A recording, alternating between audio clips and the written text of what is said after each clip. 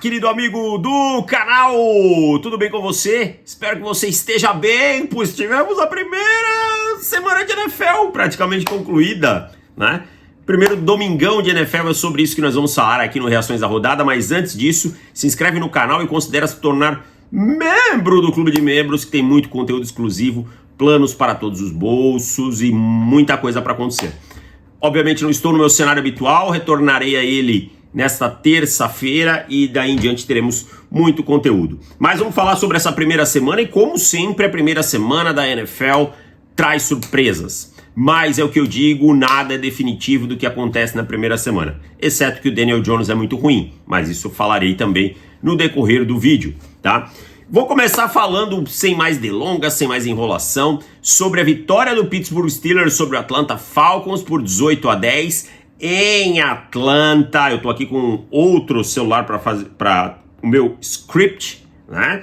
E é o seguinte, TJ Watt acabou com o jogo, jogou muita bola, a defesa dos Steelers jogou muita bola, a secundária foi muito bem, 2 interceptações em cima do Kirk Cousins. No lado ofensivo, com o Justin Fields no lugar do Russell Wilson, que está machucado e que pode se tornar uma tônica nesse time, correu muito bem com a bola, né? Se você olhar o volume de passes e de corridas, você vê que o time focou em correr com a bola e correu bem, correu de forma efetiva. E essa é a fórmula que os Steelers têm. Eles não têm muito mais a pensar. Mas se você tem que fazer o que você tem de uma maneira eficiente, eles fizeram. Roubaram a bola, Minkah Fitzpatrick jogando bem, TJ Watt bem, Alex Highsmith, outro cara que merece destaque, enquanto do outro lado um Falcons que decepcionou um pouquinho, sem ritmo ofensivo, o Kirk não conseguiu uma conexão boa com seus recebedores, o jogo corrido não funcionou, e a verdade é que os Falcons decepcionaram um pouquinho nessa estreia. Os Steelers têm que conseguir manter essa fórmula, né? Não vai vencer jogos anotando 35 pontos. Venceu anotando 18 pontos, mas cedendo só 10. E essa é a melhor forma do time vencer os seus jogos. Passando para Bills e Cardinals, os Bills venceram por 34-28, mas foi, olha, um jogo duro, um jogo que chegou a estar 17-3 para os Cardinals no finalzinho do primeiro tempo. Conseguiram dar a volta por cima, o Josh Allen sofre um fumble no primeiro tempo, ele tem que cuidar da bola, a gente já falou sobre isso também várias vezes, né? Mas os Bills vão se reencontrar no jogo no segundo tempo. O James Cook foi bem, tá? O James Cook foi bem. Os recebedores, o Josh Allen distribuiu muitos alvos. Eu gostei do ataque dos Cardinals, mas o Marvin Harrison precisa ser mais envolvido no jogo, né? Precisa ser mais envolvido no plano de jogo. O Kyler Murray fez o que deu, o jogo corrido também. Mas a verdade é que na defesa dos Cardinals falta sustentação, falta peças de profundidade. Os Cardinals ainda tiveram a última posse de bola para tentar virar o jogo e não conseguiram, tá? Um jogo que foi muito mais equilibrado do que eu esperava, em que os Bills quase tomam uma derrota que não estava no script logo na semana 1, né? Mas conseguiram mostrar que tem essa fibra para buscar. O torcedor dos Cardinals fica animado, mas a defesa novamente é o ponto frágil do time, como a gente já esperava. Bears 24, Titans 17, esse jogo estava 17-0 para os Titans, o Caleb Williams não estava conseguindo fazer nada, o ataque dos Bears não estava fazendo nada, e isso foi até o final do jogo, porque quem virou esse jogo foi a defesa e os special teams, tá? No segundo tempo os Titans derreteram ofensivamente, né? No primeiro tempo o Tony Pollard jogando bem, o Will Levis conectando alguns passes, mas no segundo tempo aí vem um block punt, aí o Jonathan Owens leva a bola para a end zone, e aí os Bears se empolgam, e aí quando tá 17-17, o Will Levis força uma bola absurda, que ele tá sendo sacado, ele tenta jogar a bola, não sei para quem, e lançando o colo do Tariq Stevenson, que retorna, né? O Caleb Williams não jogou nada, é uma estreia, é um calouro para ele sentir o que é a NFL, para ele sentir quão dura é a NFL. O ataque dos Bears não correu bem com a bola, a linha ofensiva não jogou bem, os Titans perderam esse jogo, essa é a real. Claro que existe o mérito dos Bears? Existe, em ser resiliente, em voltar para o jogo, mas os Bears venceram esse jogo por 24-17 sem anotar um touchdown ofensivo. Isso fala muito sobre como os Titans perderam esse jogo, né? Os Bears aí encontrando seu caminho, mas ofensivamente parecia um ataque bem desincronizado que vai precisar de bastante trabalho para as próximas semanas, ainda mais para enfrentar os Texans no próximo domingo. Patriots 16, Bengals 10. Olha, os Bengals eles têm esse histórico de começar a temporada devagar, né? Parecia que o time não tinha senso de urgência nenhum em campo nesse domingo, parecia que iria resolver a partida a hora que quisesse, e isso na NFL não funciona. Os Patriots fizeram um jogo espetacular? Não, mas os Patriots, dentro das suas possibilidades, fizeram um bom jogo, tá? Isso que importa. Os Patriots, dentro do que eles tinham a oferecer, fizeram um bom jogo. Correram bem com a bola, o Ramondre Stevenson teve mais de 120 jardas, o Jacob Brissett soltou a bola rápido, que é o que ele precisa fazer, porque se ela ficar na mão dele, a chance da lambança é grande, e defensivamente foram muito consistentes. O Keon White foi muito bem, então assim, veio uma vitória que parecia que os Bengals iam em algum momento, vamos virar aqui, mas na NFL isso não existe, tá? Isso não existe. Na NFL você tem que jogar na intensidade máxima contra qualquer um dos seus 31 adversários. O nível do primeiro para o 32 é o mais próximo que em qualquer liga. Então os Bengals pagam de novo por essa moleza com que eles começam a temporada, né? E os Patriots não tem nada a ver com isso, uma boa vitória de New England. Quem sabe a gente não tá vendo New England formar uma base interessante, diferente do que a gente pensava. Texans 29, Colts 27. Olha, os Texans sofreram algumas big plays e a gente vai falar um pouquinho sobre esse ataque dos Colts, mas os Texans têm muitas alternativas ofensivas agora, hein? O Stephon Diggs, ele teve uma super participação em jardas? Não, mas ele anotou 2 touchdowns. O Tank Dell apareceu? Apareceu. O Nico Collins teve mais de 100 jardas. O Stroud continua jogando bem. Aí se adiciona o Joe Mixon com mais de 130 jardas, se não me engano, terrestres, ou 150. 150, se não me engano. Então, são muitas alternativas. Mesmo quando sua defesa falha, o time consegue vencer, tá? É um ataque poderoso, esse ataque do Houston Texans. Mostrou isso contra os Colts. Não é uma defesa ruim dos Colts, tá? E anotou 29 pontos, e em momentos cruciais conseguiu encontrar alternativas, em jogadas que parecia que tinham quebrado, conseguiu encontrar alternativas. Então fica aí esse começo bem assustador para os adversários em relação a esse ataque dos Texans. Agora, no outro lado, os Colts com Anthony Richardson, e ele é exatamente o que a gente esperava no ano passado, né? Um quarterback cru, com pouca amostragem, mas ele tem um canhão no braço. Foram 2 touchdowns longos em que ele solta o braço. O primeiro mesmo pro Alec Pierce é um absurdo. Aí ele corre muito bem com a bola, mas aí ele vai perder um alvo livre, ele vai lançar uma interceptação. E o torcedor dos Colts ele vai precisar entender. Essa oscilação deveria ter acontecido no ano passado. Ele lesionou. Ela vai acontecer nesse ano. Mas ele mostrou coisas boas, os Colts mostraram ser um time competitivo. Esse jogo foi duro até o final. Dolphins 20, Jaguars 17, esse jogo também, os Jaguars tinham o controle dele, tinham 17-7, e aí um lance do Travis Etienne, que ele sofre um fumble e que vira um touchback, né, em vez de anotar o touchdown, acaba virando um touchback, uma campanha de 94 jardas, muda todo o roteiro, porque na jogada seguinte o Tyreek Hill anota um touchdown de 80 jardas, tá? E é isso que eu falo sobre o Miami Dolphins. O time jogou super bem ofensivamente? Não, mas eu acho que o Tua apareceu nos momentos mais difíceis, assumiu a responsabilidade nesse jogo. O Tyreek Hill e o Jalen Waddle, eles são caras que eles mudam o jogo num lance. O Waddle conseguiu uma big play, o Tyreek botou o jogo em uma posse, logo depois do time conseguir um turnover. Então, essa capacidade de fazer jogadas grandes, jogadas explosivas, é fundamental na NFL de hoje, tá? E dali em diante só deu Dolphins. Os Dolphins foram até o final, conseguiram um chute de 52 jardas para ganhar o jogo. Não acho que os Jaguars tenham feito um jogo ruim, não acho que o Trevor Lawrence fez um jogo ruim, mas também não é um jogo bom. Os Jaguars, depois do bom começo, foram um time morno, né? Não souberam finalizar a partida. Tiveram oportunidades de fechar o jogo contra os Dolphins e não conseguiram, tá? E Miami se provou um time mais maduro, um time até mais cascudo, eu acho que é a palavra, em relação ao Jacksonville Jaguars. Saints 47, Panthers 10. Primeiro quarto, 17-0. segundo quarto, 30-3. Isso fala sobre o jogo.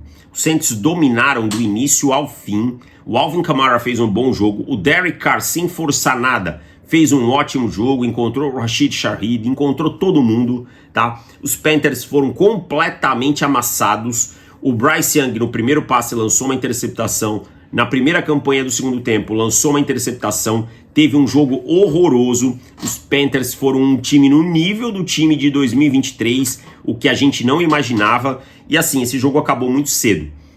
É claro, é um parâmetro muito cedo para usar como parâmetro se os Saints vão ser tão bons e os Panthers também não me parece ser o ideal para você medir, né? Mas fica aí a esperança para o torcedor do Saints. Foi um jogo muito acima do esperado.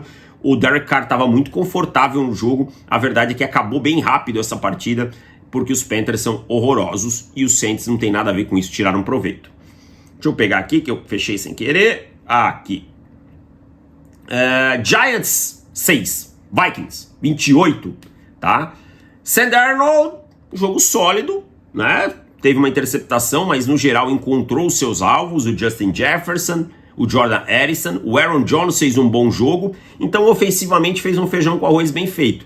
O destaque fica para o lado defensivo, teve uma interceptação retornada para touchdown do Van Ginkel, foram 5 sacks, né? E já começou a pane nos Giants. Tá? O Daniel Jones com 2 interceptações, o Malik Neighbors já falando sobre o Daniel Jones, o ataque terrestre não existe, a linha ofensiva não existe. A verdade é que esse jogo em nenhum momento esteve aberto, tá? Os Vikings controlaram desde o início a partida e assim foi o jogo até o fim, né? Os Giants são um time ofensivamente muito ruim, isso acaba afetando a defesa também. Se você pega a defesa, você deu 21 pontos, não é nenhum absurdo.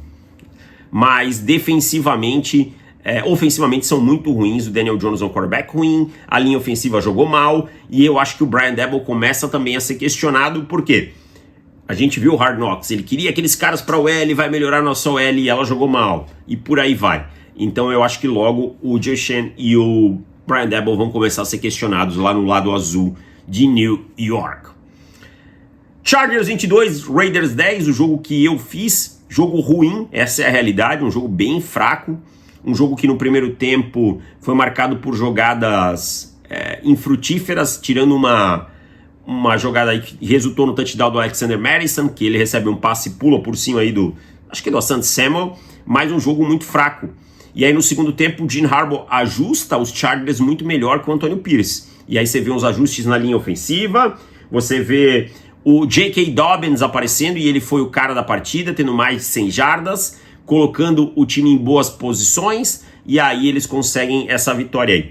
Os Raiders têm bons jogadores, tem o Brock Bowers e o Michael Mayer principalmente aparecendo, o Adams também, mas sempre vão ter uma limitação no Gardner Minshew, né? O jogo corrido não funcionou como eles esperavam, né? O Zamir White não conseguiu correr, o Gus Edwards no outro lado, mesma coisa. Foi um jogo truncado, feio, mas que para mim prevaleceu o bom ajuste do Jim Harbaugh no segundo tempo. Eu acho que ele venceu o Antonio Pierce nesse ponto aí, o que deu a vitória para os Chargers. Seahawks 26, Broncos 20, né? Os Broncos anotaram essa pontuação que chegou a 20 aí já no final, e precisavam ir para um onside kick. Um jogo truncado, um jogo esquisito, né? Um jogo em que no primeiro tempo teve 2 safeties a favor do Denver Broncos, uma coisa que é totalmente atípica. O Bo Nix ali bem preso no jogo, mas Denver foi vencendo pro intervalo, mas no segundo tempo Seattle tomou conta da partida.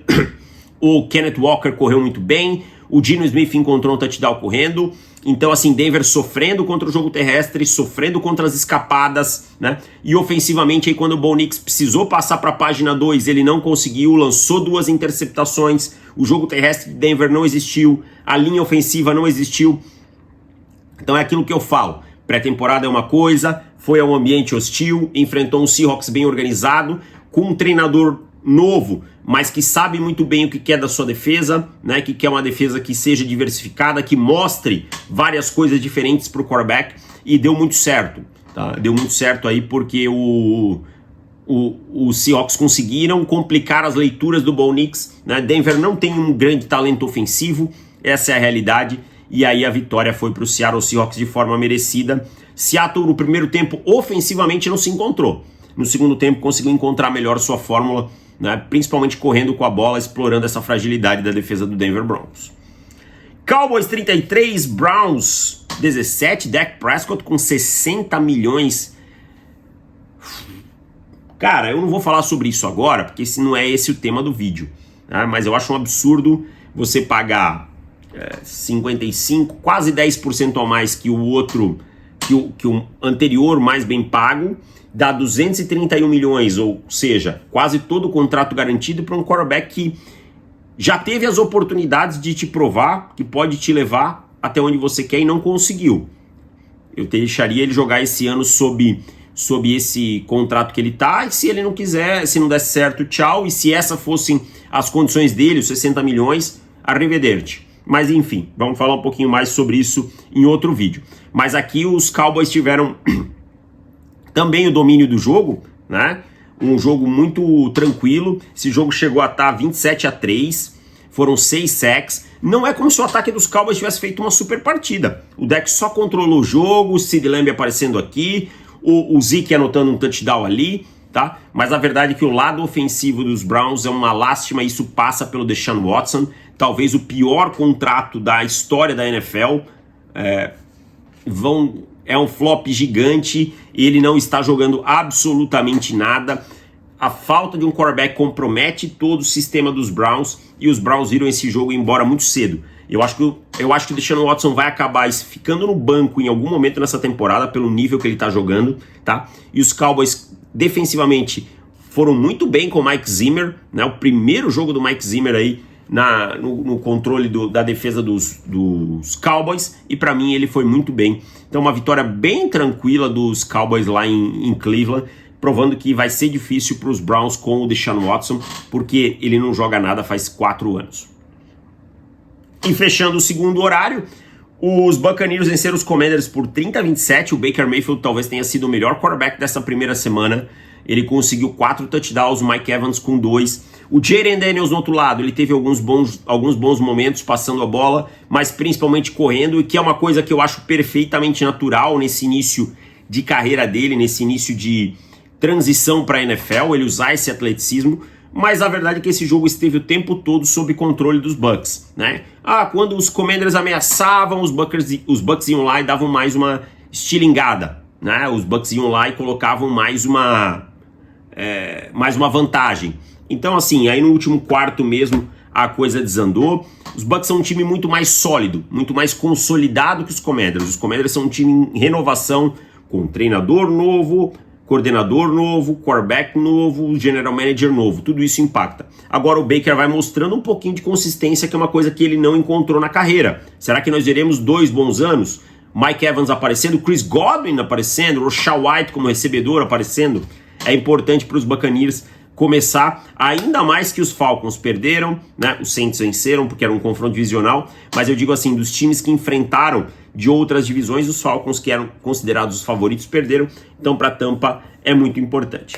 Fechando o domingo, nós tivemos a vitória dos Lions na prorrogação, 26-20 sobre os Rams, um jogaço, tá? Os Lions, durante grande parte do jogo aí, o Sam Brown e o Laporta ficaram bem escondidos, tá? Mas a linha ofensiva fazendo um grande trabalho, Gibbs, Montgomery, né, aparecendo muito, o Jameson Williams. Os Rams tiveram diversos desfalques, perderam os 2 offensive tackles, perderam o Puka Nacua durante o jogo, mesmo assim chegaram a virar o jogo. O Cooper Kupp fez um grande jogo, o Matt Stafford também fez um grande jogo, então foi uma briga realmente de cachorro grande. A defesa dos Rams, ela cansou no final, na prorrogação ela não aguentou, e aí essa força da linha, desculpem, dessa linha ofensiva, ela fez a diferença, tá? Ela empurrou durante a prorrogação inteira o David Montgomery até a end zone. Os Rams não tiveram fôlego, essa é a verdade, para aguentar. Mas foi uma partida assim espetacular, tá? O Jared Goff lançou uma interceptação e a outra foi dropada, né? Então agora até me falha a memória, mas assim, os Rams mostrando que podem competir e os Lions mostrando que realmente são cachorro grande, que mesmo quando as suas principais armas não funcionam, eles têm plano A, plano B, plano C, e venceram esse jogo merecidamente nesse overtime de uma partida espetacular.